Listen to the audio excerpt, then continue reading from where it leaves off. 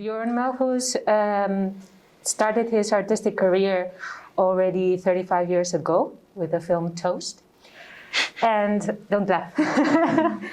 And since then, he has developed a broad body of work, mainly in the mediums of short film, video, and installation, which has been shown, among others, at the Tate Modern in London, the Museum of Modern Art, and the Whitney Museum in New York, the Centre Pompidou in Paris, Serpentine Galleries, the ZKM in Karlsruhe, and received innumerable prizes and awards.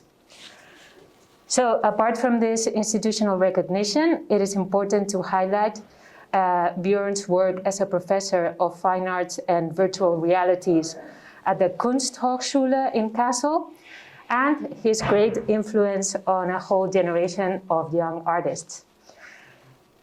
So in this course, Introduction to 20th Century Art from Van Gogh's Starry Night to Jeff Koons' Made in Heaven, as you know, we have studied seminal works such as America Sells, which is very appropriate for a setting like an American university, Deadly Storms, and The Oral Thing, among other. As evolving from artistic experimental techniques and the critical and political mindset developed by the avant-garde at the beginning of the century. So in many ways, Bjørn's work has confronted head-on many of the turning points and paradoxes of the historical time we live in, such as the establishment of an ethos grounded in entertainment, the conflict of globalization, the rise of neoliberalism and its alliance with faith, or the disappearance of what could be understood as public space. His latest works also deal with artificial intelligence, science fiction, computer games, and issues around individual freedom. So we're eager to hear about these works and maybe about your take on this unique historical situation that we're living through, like the pandemic and its entangled issues and questions. Yeah, very easy, right? Okay, so without further ado, please join me in welcoming Bjørn Melhus.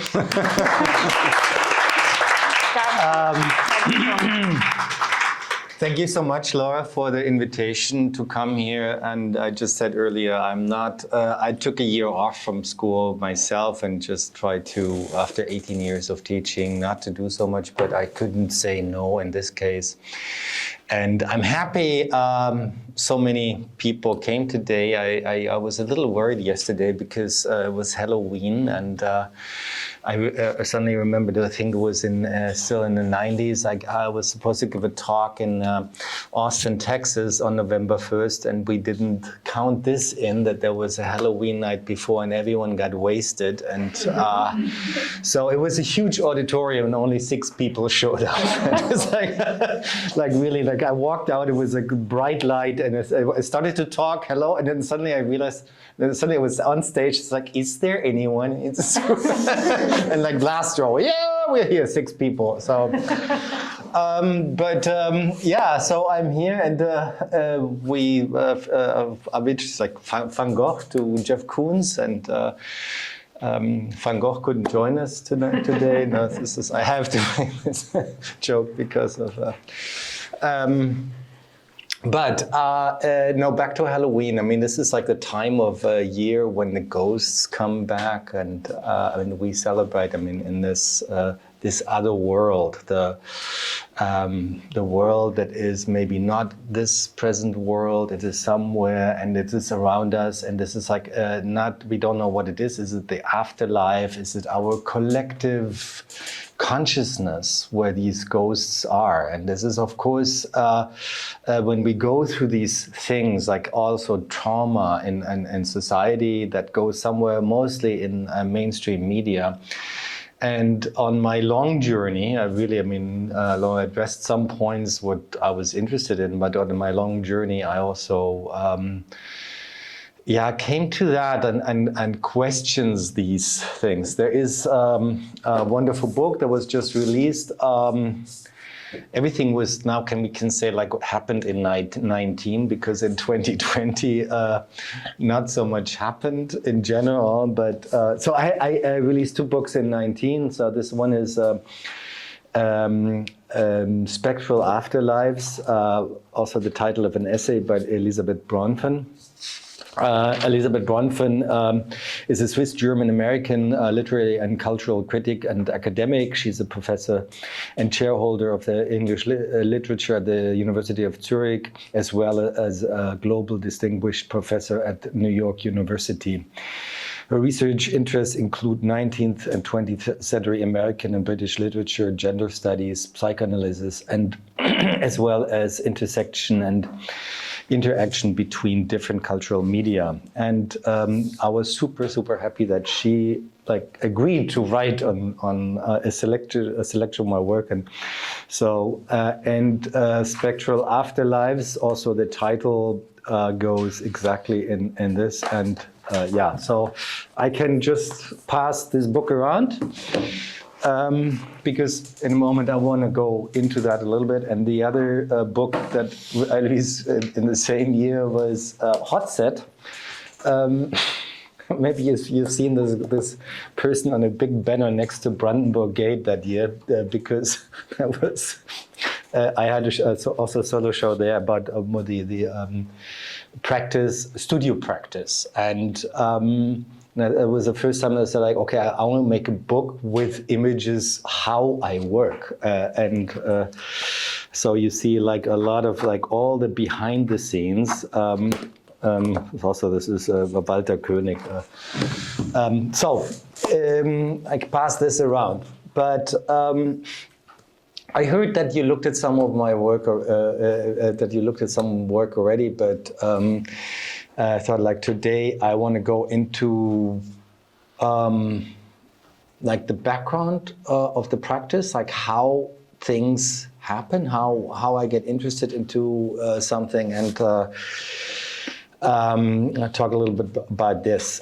And then I go through some of the single channel work basically, and not so much the indoor installation work. And towards the end, I want to make a bridge to also some public art projects I did, because I think it's really important to understand that the practice of an artist is interdisciplinary today, and as it changed, it was different in the past. When I went to art school, I was firstly like trained like in a film in the arts, more experimental film, and from that you just go on and experience, and that's a nice thing. At the time, it's also like really connected to technology. I mean, I started with VHS video.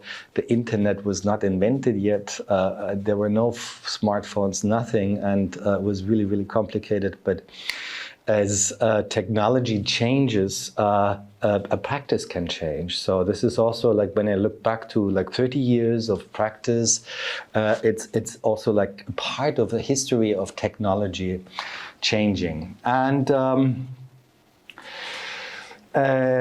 as maybe I just jump through a little introduction as a short mix. I always call it the Melhus mix. Okay, this is like an excerpt of the Magic Glass, das Zauberglas, which was actually.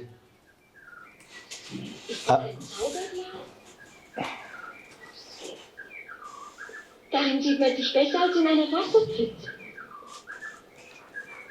Willst du es haben? Tut das nicht weh? Nein. Darin sieht man sich besser als in einer Wasserpfütze. So oft du hineinsiehst, wird es dir verraten, wie wunderschön du bist. Ja, jetzt kann ich dich auch sehen. Ist das ein Zauberglas? Ja, jetzt kann ich dich auch sehen.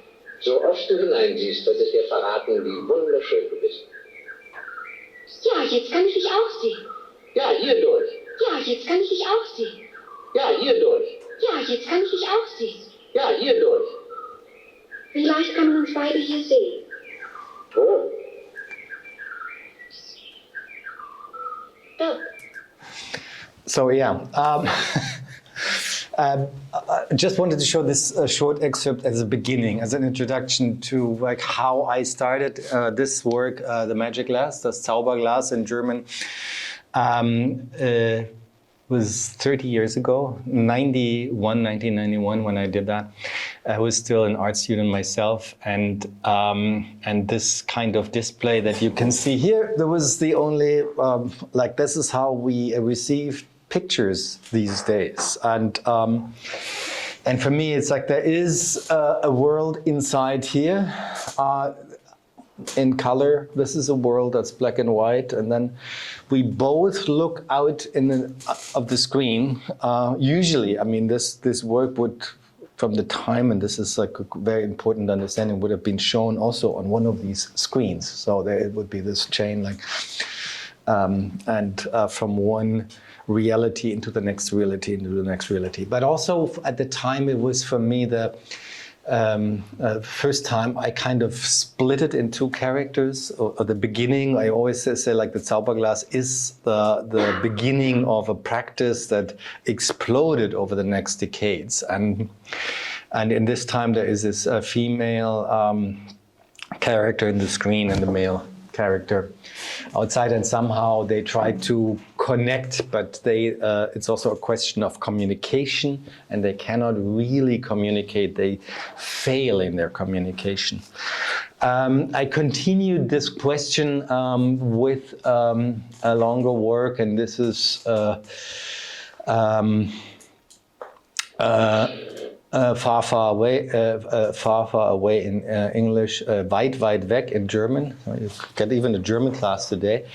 But www is also the internet. It was not invented really at that time. But in far, far away, I connected also to the US-American fairy tale of the Wizard of Oz, and have my Dorothy character. My Dorothy grows up in a German small town called Sassnach. Sounds very German, but Sassnach is nothing else than Kansas backwards. And Dorothy speaks German, and over the time creates a other imagination of herself, like the Tele-Dorothy, because she's dreaming of this other world that's seen on TV, and starts this travel, and the travel goes from like real places in the US.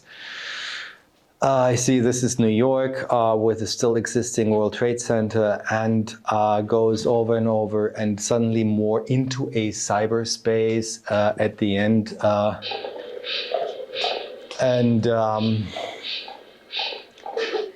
It was shot on film at the time, 16. I tried to get it digitized now, but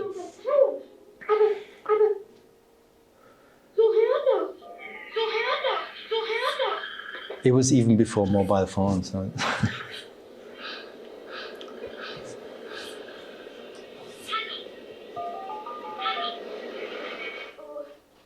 So this Dorothy at the end dives into this other world where she's multiplying herself, and without really knowing what I was doing at the time, I took something far, far away, became like a vision of the future, like especially with media. This is one of the almost at the end when. The signal is like multiplied, and she's like in this universe of herself. And when we look at social media today, this is basically what happens a lot. And but for me at the time, because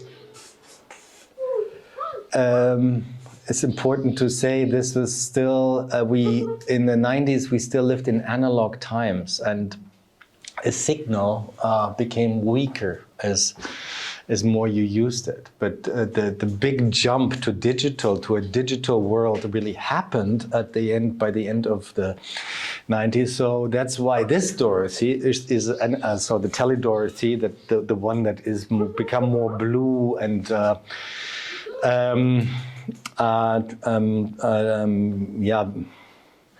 more like a ghost at the end, is like a really analog picture of an analog Dorothy. But the whole question of like traveling between Germany, between like having this other side, because being influenced by US American media culture at the time of my childhood in the 70s, it was such a strong impact, and I wanted to go further. And then I did a big change, like at some point, and I moved to Los Angeles, and then spent some time at CalArts, and also my work became more political, while I was reflecting more media and gender during the 90s, I would say. I really looked more into some other issues in during the 0 years, and I guess you have seen some of the work with that. But as I said, like I want to maybe go into one example, how maybe two examples of, for example, Autocenter Drive was released in 2003, and Autocenter Drive is maybe still like the question of the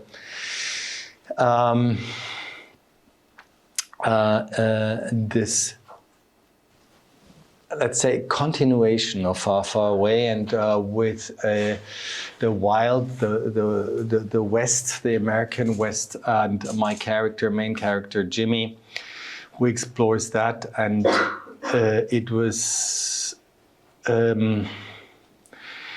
I got more and more into the question, like what happens when during the 20th century, a lot of would say like mediaized celebrities, pop stars, idols died in their early stage in life, in their late 20s or up to the 40s, and they are.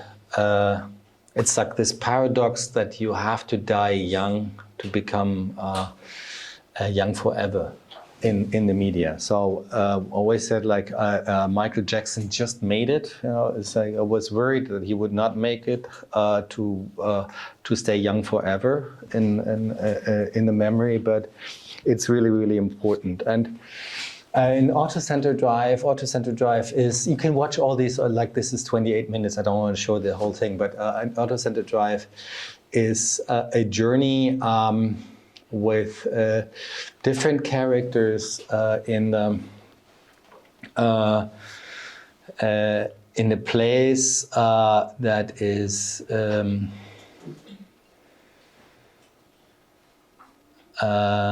I just show you maybe a short excerpt of the introduction of the characters.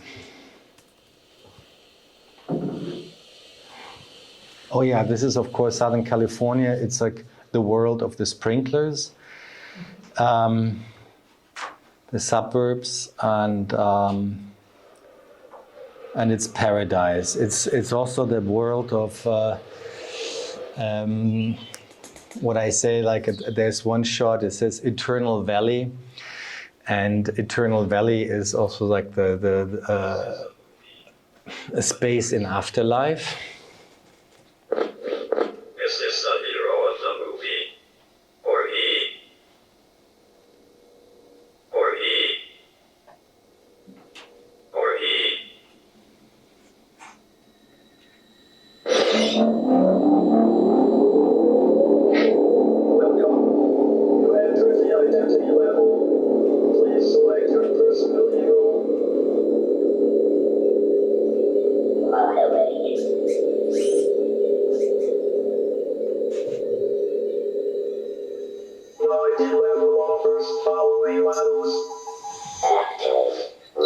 Little Jimmy, category boy, helpless, the perfect anti-hero.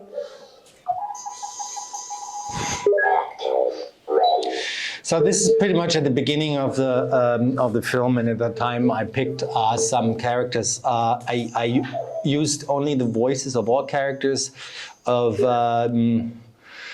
celebrities that died in a young age, and they come back to in this like in between world, exactly like in this ghost world of this.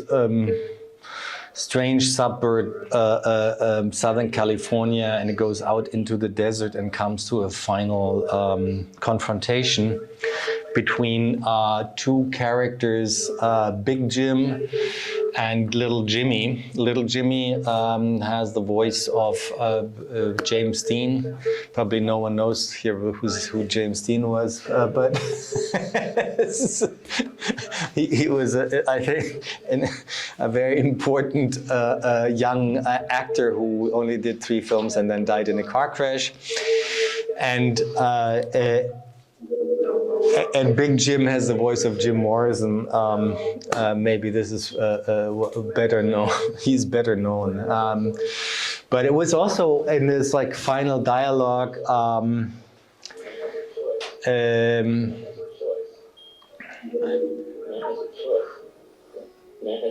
So yeah, this is like when Jimmy wakes up in paradise, and I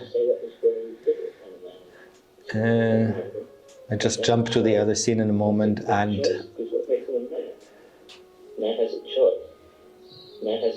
questions. Yeah, of course, we have a choice, and the question of the identity of choice, like we have the choice to do, but do we really have a choice? I mean, this is like the question that happens in this moment. Like, do we have a choice, yes or no?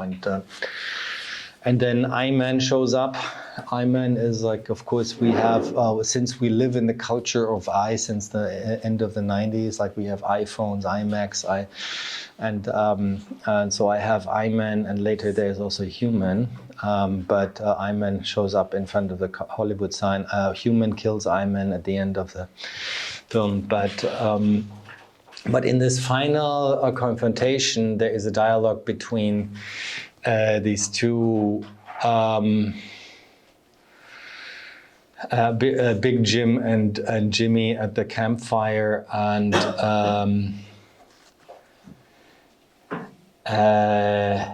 yeah, and this is I'll show you a little bit of this. Forgive the poor old people who gave us century, taught us God and the child's prayer in the night. Will you help me? Will you really help me? Do you know the warm progress under the stars? Do you know we exist? Why are you telling me all this? Have you forgotten the keys to the kingdom? Have you been born yet, and are you alive? I gotta know who I am. I gotta know what I'm like. I gotta know. Have you been born yet, and are you alive? I gotta know who I am. I gotta know what I'm like. I gotta know. You can open walls of mystery if you believe it. Acquiring soulful. So what happens is like there is excerpts from basically 2 movies with James Dean, and which is Rebel Without a Cause and East of Eden.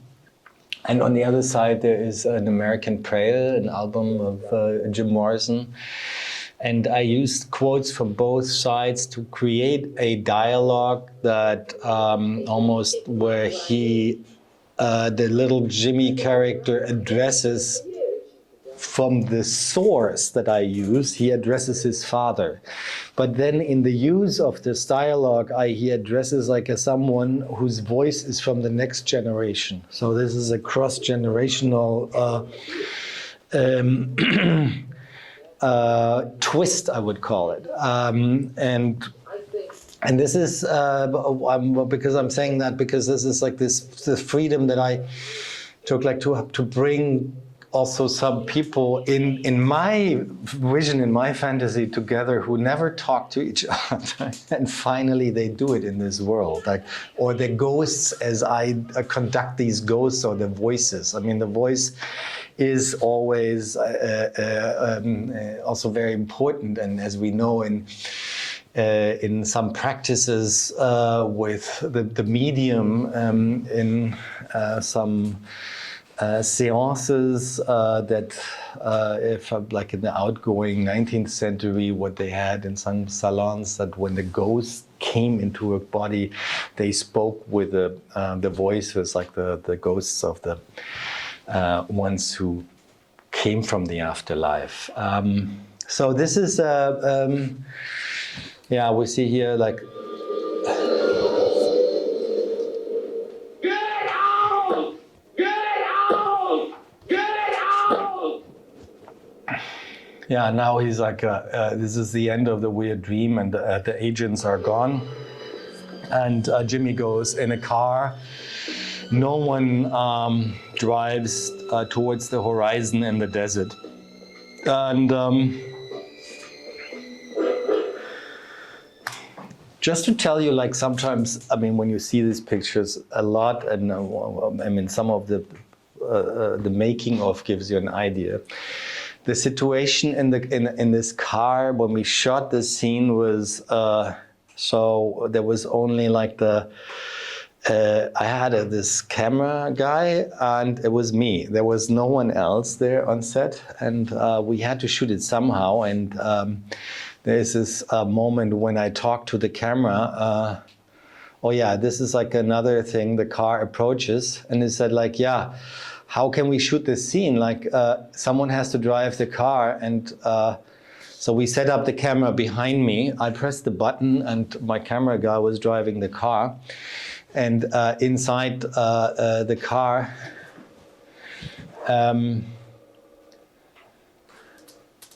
we had to, yeah, so of course we shot this separately, and yes, I had to shave my hair. It's always the real hair, by the way. And but the scene, like I'm talking to the camera, while this guy was sitting on the driver's seat, I had my left foot on the pedal, my hand on the steering wheel, and my laptop with my playback, and then had to look to the camera. Fortunately, I mean, you're out in the desert. There is nothing that you can hit. There was only one tree, like far away, and it's like probably we hit exactly that tree. But yeah, so this is, I'm saying that because I also know the work with 20 people on set, the huge production, everything. But also the opposite, like you can do things in a very, very tiny little setup, because yeah. Yeah, I think I wanted to go into Autocenter Drive because it has, yeah, dealing with ghosts or questions of like the in-between. This was an important piece for me at the time. And one piece I really want to talk about today is when it comes to this question of this practice, is I'm not the enemy. And I'm not the enemy is 2011, 10 years ago. And at that time, I have to say, like over the years, the representation of war became really, really important to me, and also like how it is.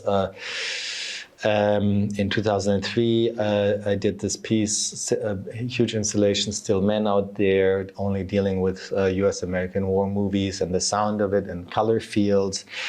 And it always stayed, I mean, how is also the entertainment industry connected to war? How is war or the outcome, the trauma of war dealt with in mainstream media, in Hollywood movies. And suddenly I've also realized, like, what is the construction of the hero? Most heroes in the movies, like when we think about Lethal Weapon and Rambo, you name it, there are many. When it comes to the question, like, they're all war veterans, and the construction of the war veteran, and then became like, this is like happens over years. So I work on something else, and I look into something, and then suddenly I realize, oh, it starts to interest me, and I start researching online, and then I found a book that there is a genre like the veteran film, and I started to read the book, and I started to order all these films, because sometimes, at that time, like 10 years ago, you just ordered a bunch of DVDs, and then I extracted from these DVDs and watched these DVDs, and realized that, especially after the big disaster in Vietnam in the late 60s, early 70s, there was a wave of films dealing with, because it caused a huge problem in society with all the people who came back into society, and somehow it had to be dealt with, and there was a whole wave of films, either action films like Rambo or other films that had to deal with this problem, that this war is brought back to the society. At the time when I did that, there was also the problem with the still conflict and war in Iraq and Afghanistan, also with German troops involved, like international troops in Afghanistan dying all the time, and the question of this way of like outsourcing the war somehow, and when you outsource a war and you have other people coming back home. So this research started, and what can you do with it? For me, it was I looked into these constructions of these narratives of films, and found out there is always, of course, you have the character that comes back from a situation or from a war, comes back home.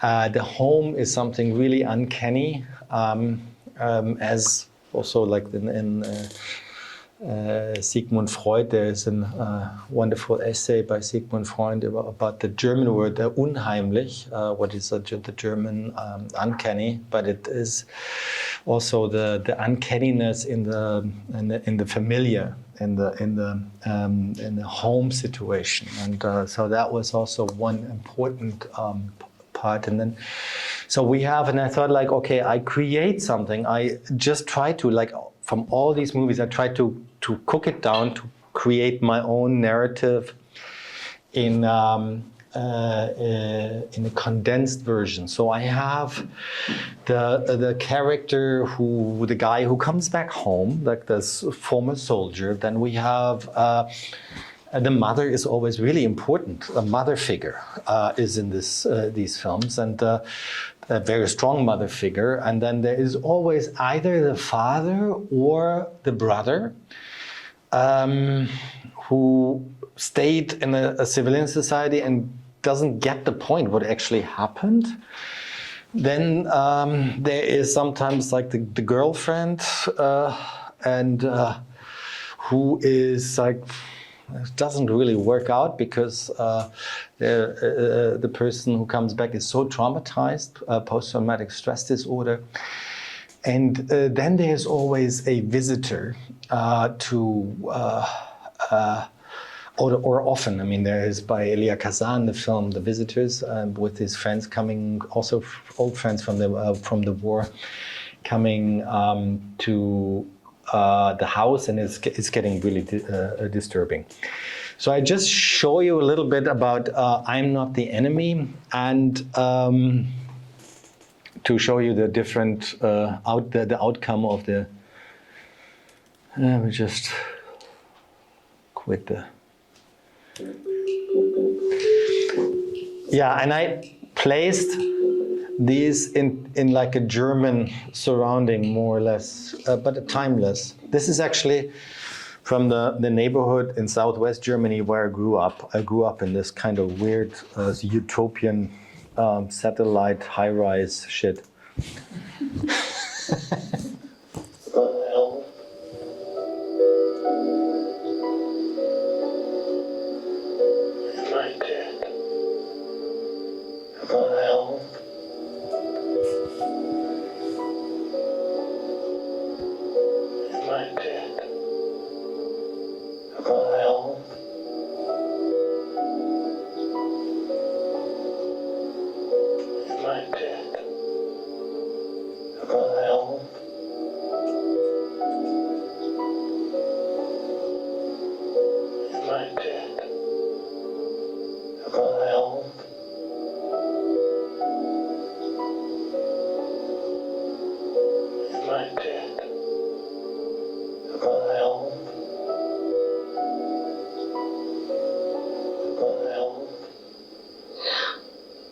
You're right here. Oh. This is the house I grew up in.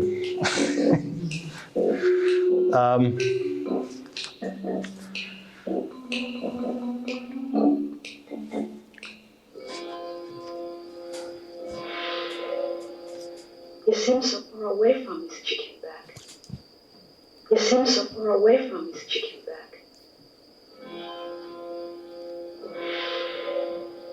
A lot of men who go off to war,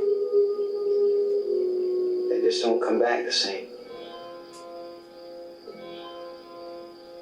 Men come home crazy and broken and cold. They say some of the boys coming back are coming back real confused. Jesus Christ, where do you people come from? So they are also kind of ghosts. This is, yeah, more like the German surrounding. The music, people ask me what is like this little excerpt of sound that I use, like always it comes back. And I, of course, everything is like in the gray zone when it comes to copyright. I have to say that. But for me, it's really, really important. And therefore, I create an artwork that is based on this appropriation and the connection of the quote.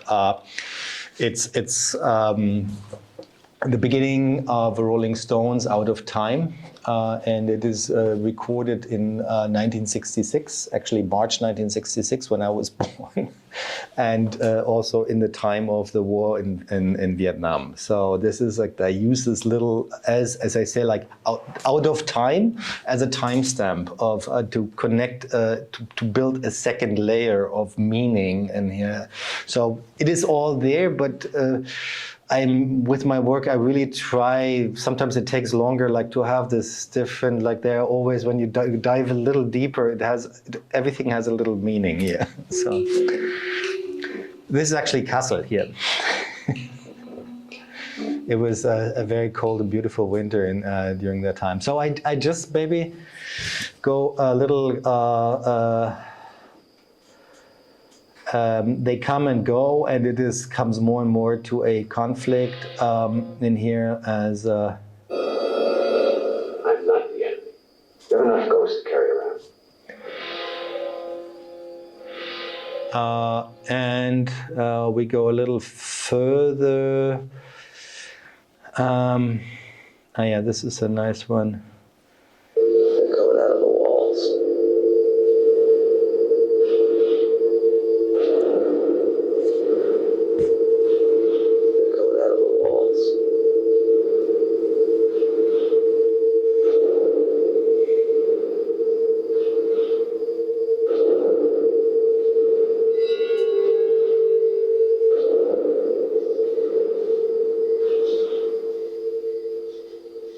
You seen anybody? You seen anybody? That's a bear. Mm. He was my son. What's done is done, son. I can't ever forgive you. But maybe the Lord can.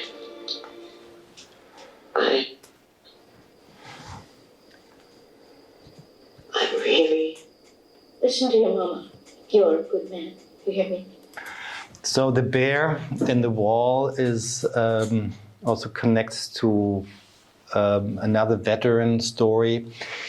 The German fairy tale Bearskin by Brother Grimm is one of the earliest veteran stories, like when this soldier comes home from the war and there is nothing left. His entire family was killed and he has nothing to lose.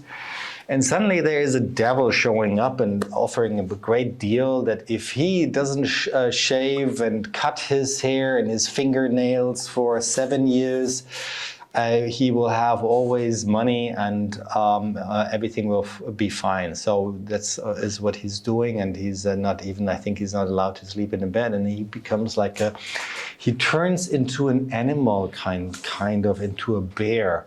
That's he has only like the bear skin like to carry, and becomes really hairy, and no one, everyone thinks he's a monster. He ends up like in social, he's excluded from social life. And only like there is, of course, in fairy tales, there is always a love story, and there is this girl that finds out that he can talk, that he has a voice, and therefore he can't be an animal or monster. So I thought this would be nice to have a reference, because my name means bear. So that it's a funny thing on the side. But then we have, at the end, we have also the, of course. Change? He won't listen. He won't change. He won't listen. He won't change. Say something else, fuck. He won't listen. He won't change. I'm gonna shove my pump in your nose. It's gonna enter your brain 2 inches, and you're gonna die from cerebral hemorrhage in 30 seconds. That's 1/2 minute. I don't want you in this house. 15 seconds. I don't want you in this house. 15 seconds. I don't want you in this house. 15 seconds. Please, get out of my house. I think you should go.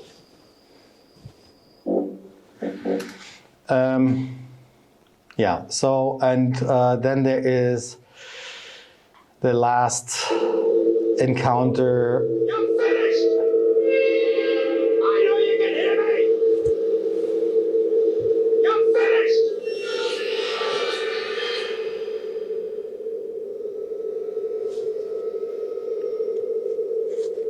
So this is the visitor that comes in, like also kind of as a ghost from.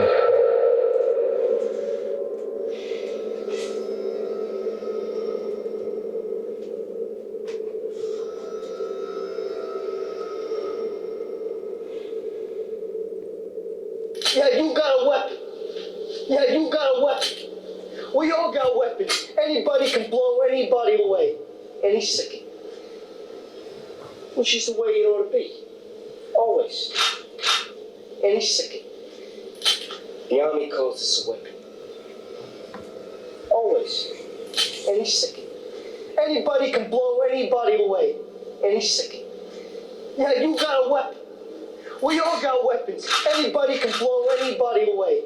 Any second. Always. Always.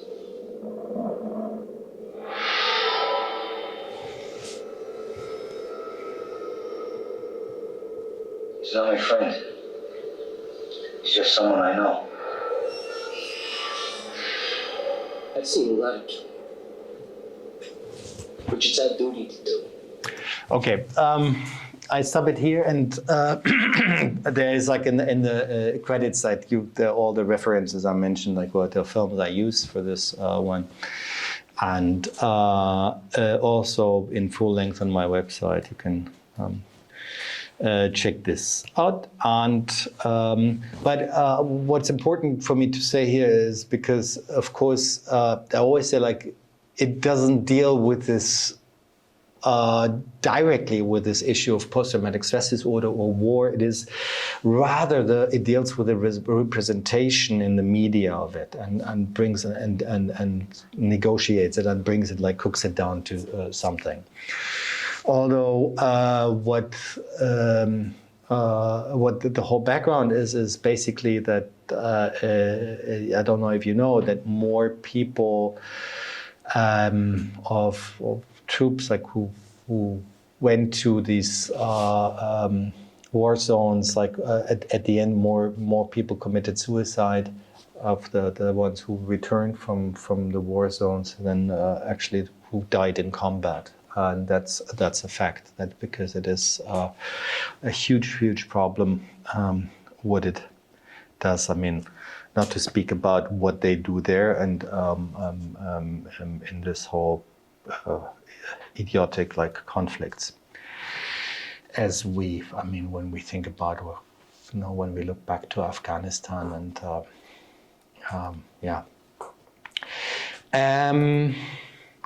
now I have to speed up a little bit. I just looked at the time. Of course, then there is. It goes further after something like this. I did piece Moon over Da Nang. It deals like directly in Vietnam and some of the characters. So even the Big Jim. You remember the Big Jim we just had from Autocenter Drive, the one who's in the desert.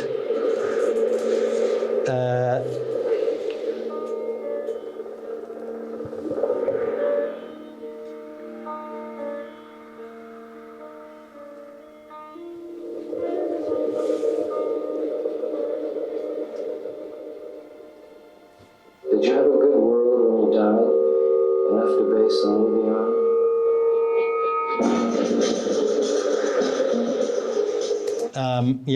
This character shows up again, and this is another. I just want to show you. This is another thing, because you will find out when you watch the whole thing that some of these characters, they migrate from one film to the next, and so does Big Jim. He is in Autocenter Drive. Then in Afterlife, there's a piece called Afterlife, where Big Jim sings the Battle Hymn of the Republic in the desert with the voice of Judy Garland. And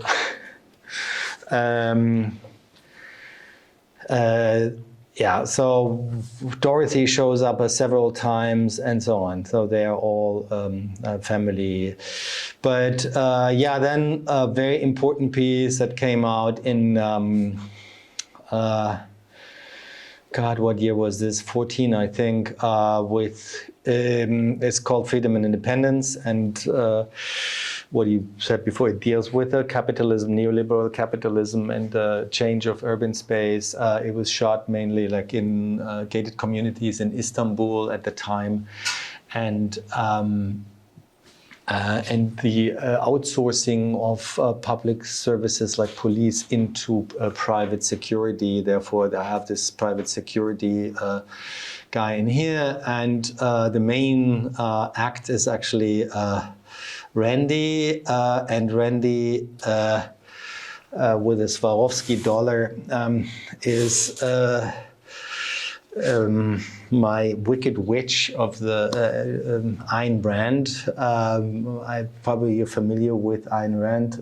She is this, called herself a philosopher of so-called objectivism, and which was basically, Alan Greenspan said once that she was the one who gave capitalism a philosophy, that it's not only greed, but it has like a moral to take things away from others. And so I got into that, and how did I get into Ayn Rand? People ask me that from time to time.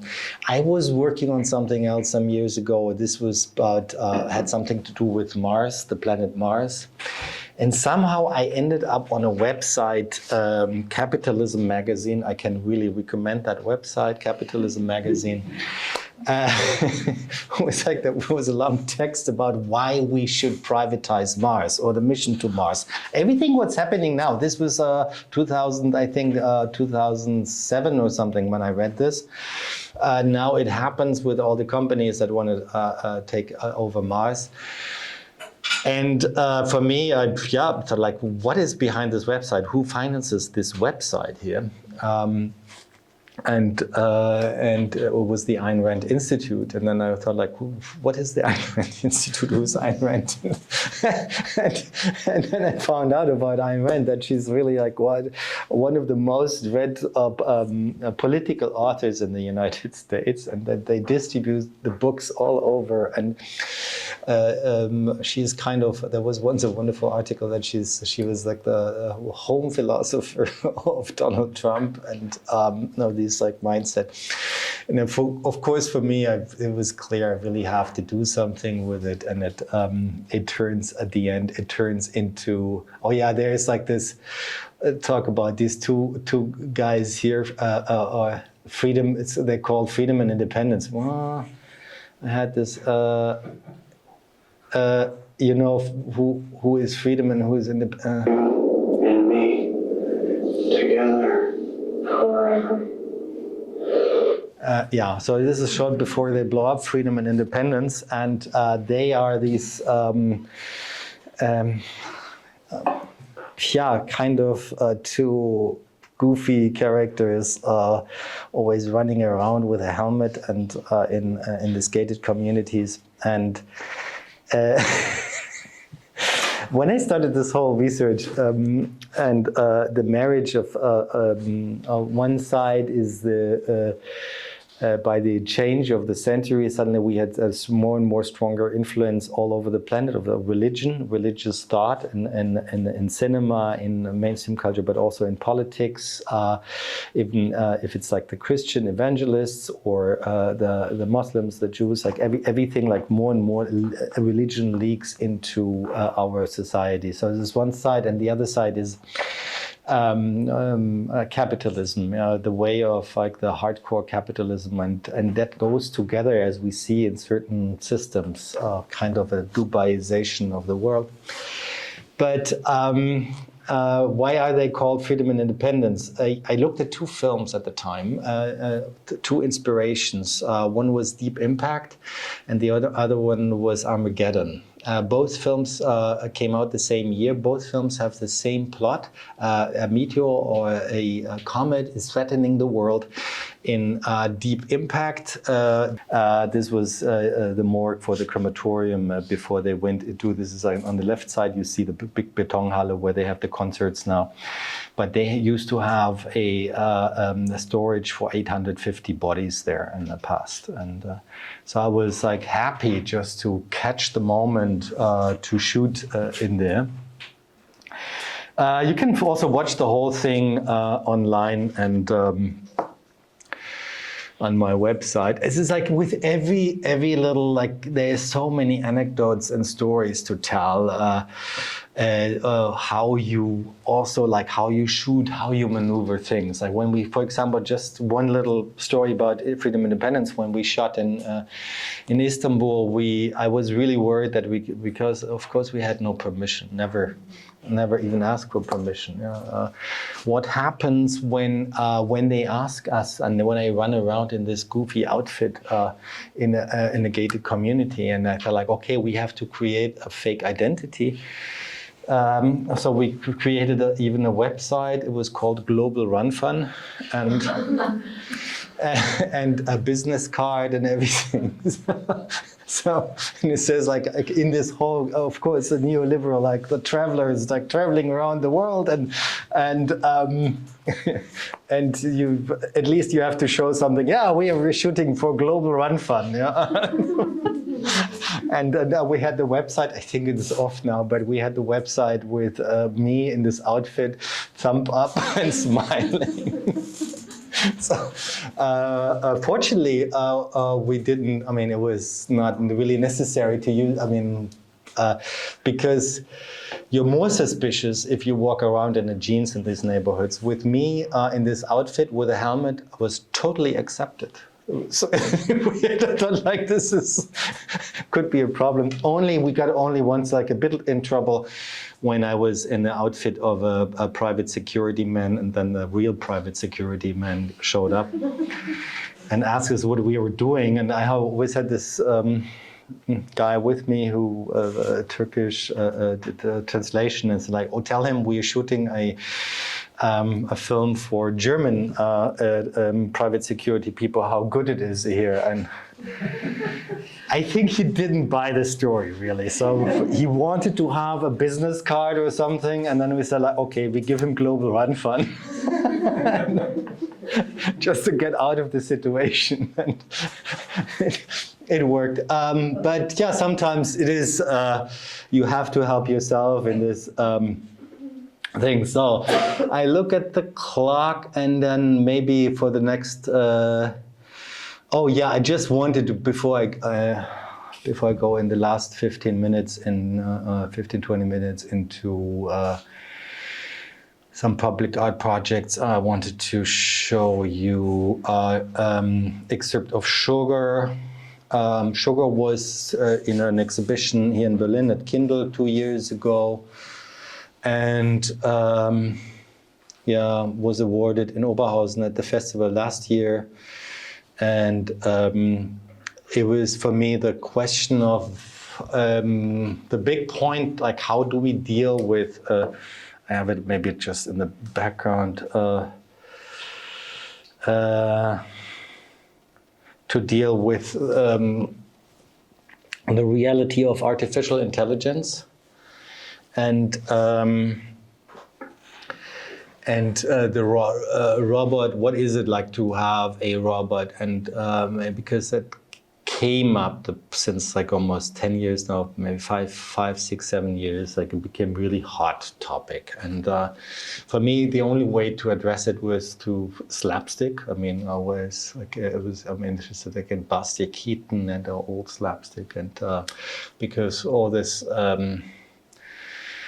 it's very, very difficult to address. And I said like, yeah, we live in a world where humans became only the shells, empty shells of the capitalist procedures of the internet, and they lost all their motorics, their feeling. They live in their little cubes in pajamas. So this is like a human organism normal, and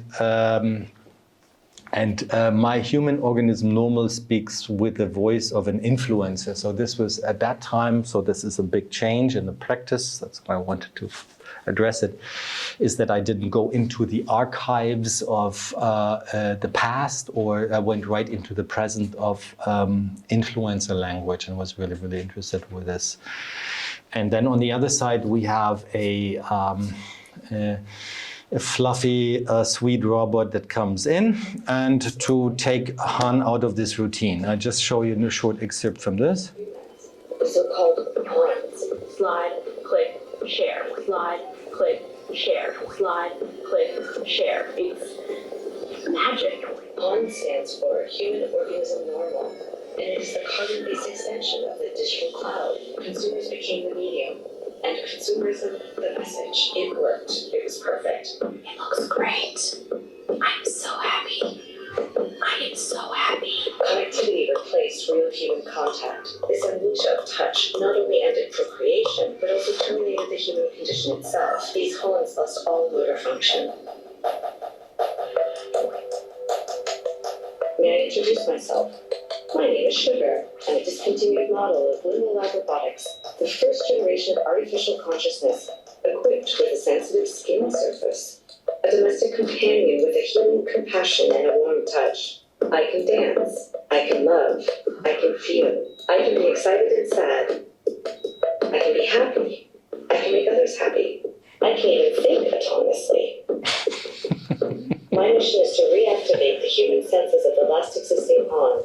Searching for pawn, searching for pawn, searching for pawn, searching for pawn, searching for pawn, searching for pawn.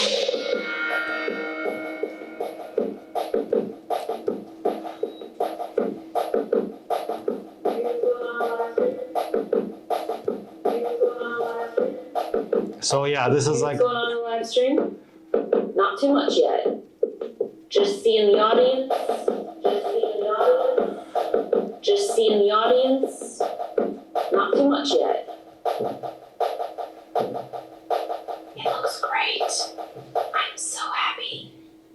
get so happy. So yeah, so it comes to the first encounter. Oh yeah, there is a little robot that comes in, SpongeBob. And SpongeBob is a now where's SpongeBob? Come on. Something between yeah, so there we have SpongeBob.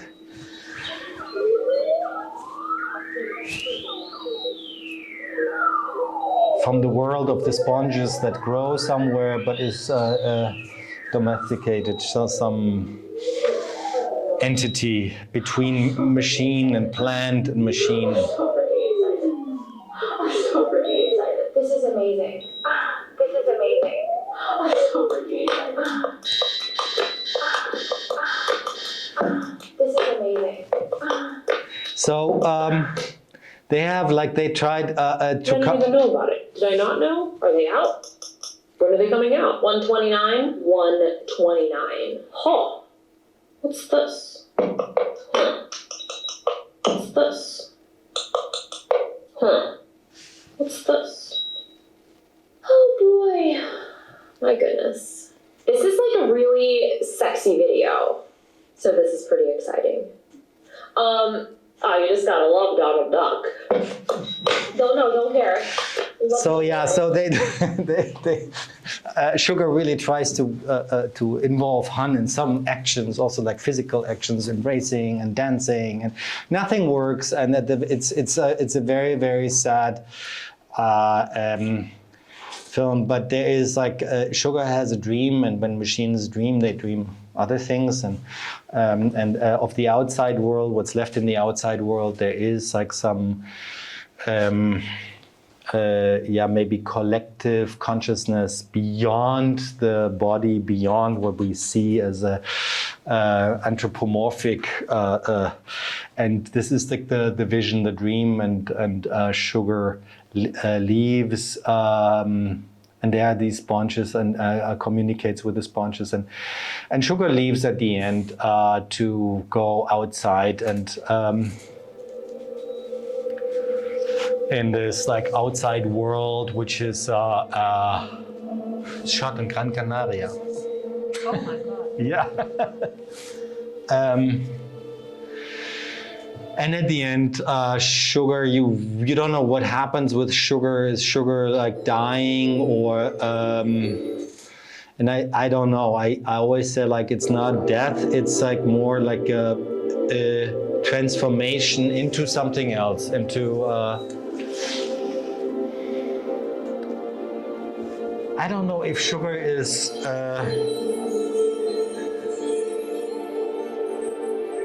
free to watch already.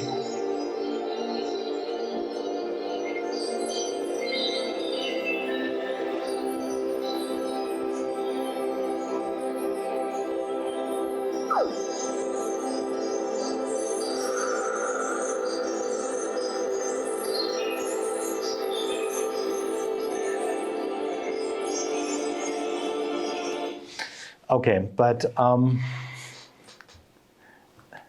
so if you, I don't know, on the website, if it's not, if it's still locked and it asks for a password, the password is. Wait, Björn, we're filming this, and we might put it online. Oh, okay. So we give you the It's not password. blocked. Huh? It's not blocked. It's not locked. Like the one- She's saying that it's not locked. Oh, it's not locked. Okay, good. Then you can watch it. Just watch it. Okay.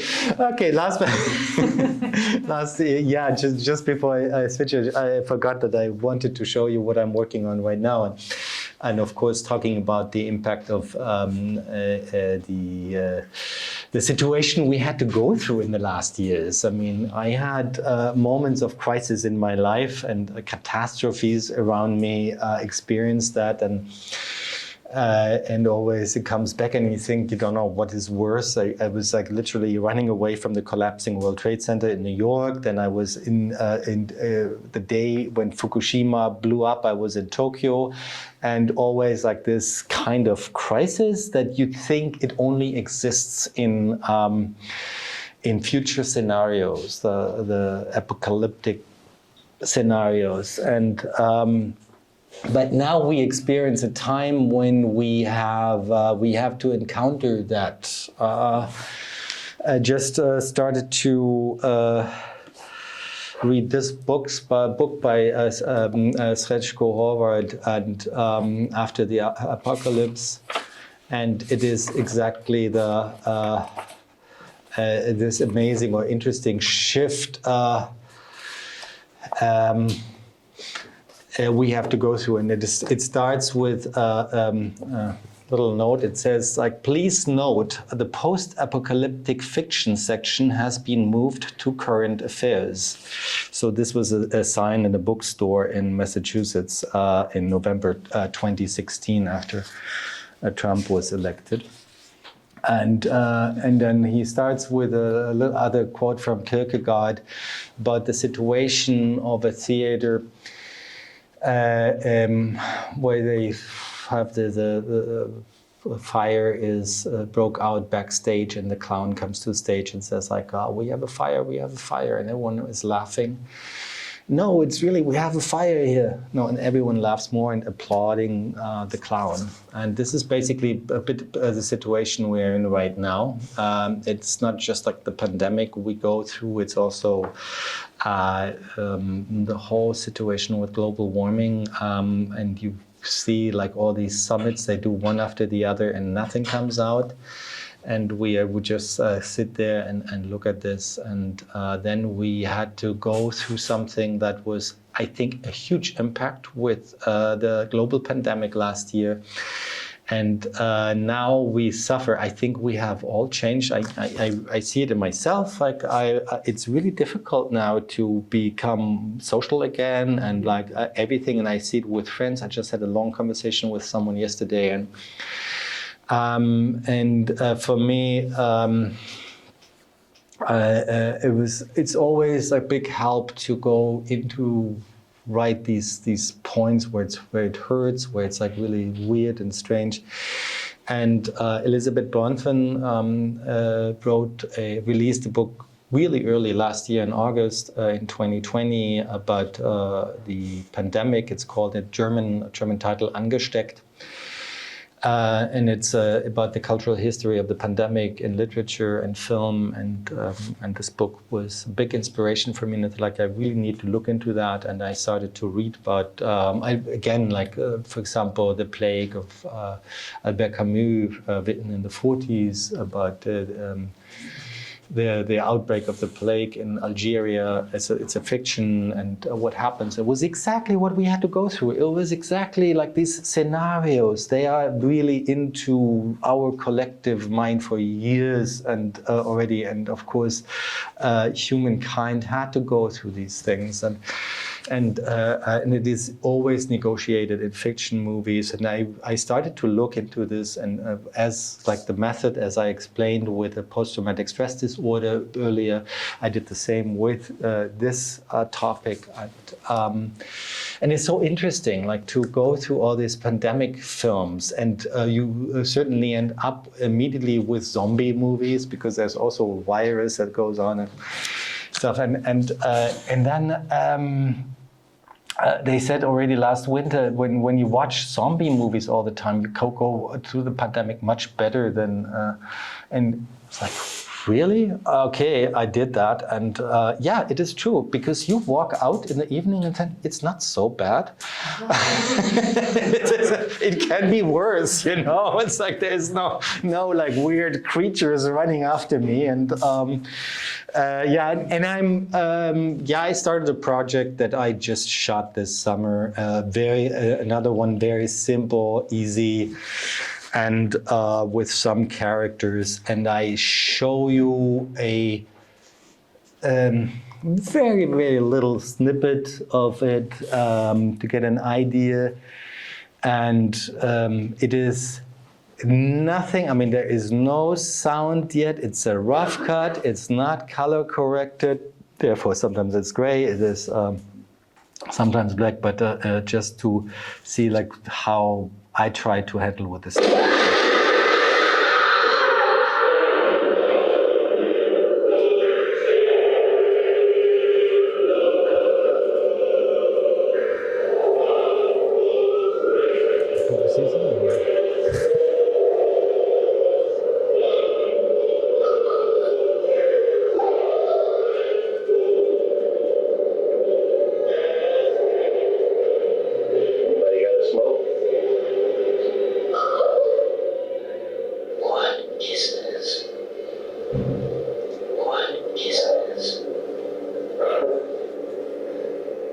Frank's gonna be affected.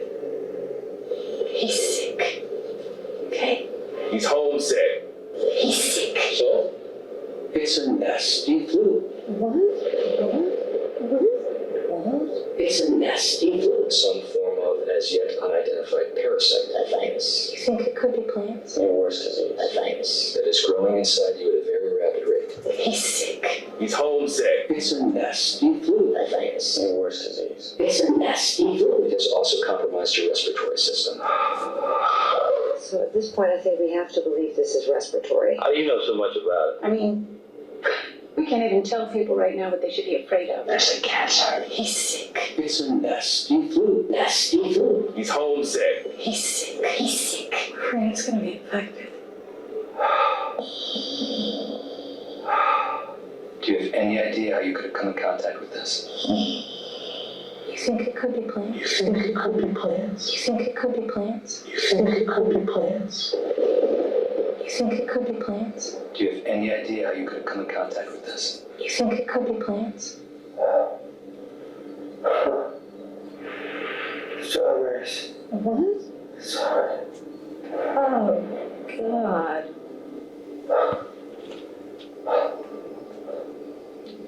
Is anybody besides me interested in what's on the other side of that door?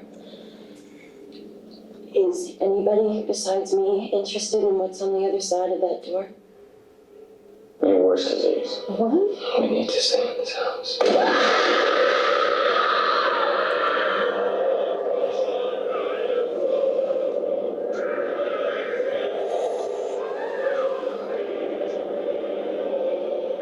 Okay, just like a little teaser for